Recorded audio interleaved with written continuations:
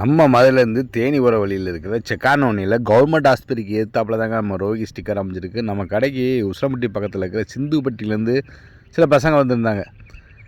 வரும்போதே லேப்டாப் கொண்டு வந்து அதில் எனக்கு ஸ்பார்டன்ஸ் வேணும் அப்படின்ட்டாங்க. சரி தம்பி அப்படின்னு சொல்லி அதுக்கு ஸ்பார்டன்ஸ் ஒன்று ரெடி பண்ணணும். ஸ்பார்டன்ஸ் மட்டும் இல்லை, பக்கத்தில் எனக்கு தீபக் பாண்டி படம் வேணும் அப்படின்ட்டாங்க. சரின்னு சொல்லி ஒரு தீபக் பாண்டி படத்தை ஒரு பிளாக் அண்ட் ஒயிட்டில் ரெடி பண்ணணும். ஏற்கனவே அந்த லேப்டாப்பில் கார்பன் ஓட்டிட்டோம். கார்பன் ஓட்டினதுக்கப்புறம் தீபக் பாண்டி படத்தை எடுத்தோம். ஒயிட் கலரில் பார்க்குறதுக்கு அவ்வளோ ஒரு சூப்பராக இருக்கும்னு வச்சுக்கோங்க. இந்த படம் அப்படியே நேச்சுரலாக இருக்கும் பார்க்குறதுக்கு. ஏமோ தீபக் பாண்டி வந்து நேரடியாக பார்க்குற மாதிரி இருக்குது. அந்த பையனுக்கு ரொம்ப பிடிச்சிருச்சு. நீ சூப்பராக இருக்குண்ணே என்னண்ணே அப்படின்ட்டாங்க. சரி அப்படின்னு சொல்லிவிட்டு பக்கத்துலேயே ஸ்பார்டன்ஸ் போடுவோம் அப்படின்னாங்க. சரின்னு சொல்லி பக்கத்தில் ஸ்பார்டன்ஸ் ஒன்று ரெடி பண்ணோம். தீபக் பாண்டி படமே பார்க்குறதுக்கு அவங்க அந்த பசங்களுக்கு அவ்வளோ பிடிச்சிருந்துச்சின்னு சொல்லலாம்.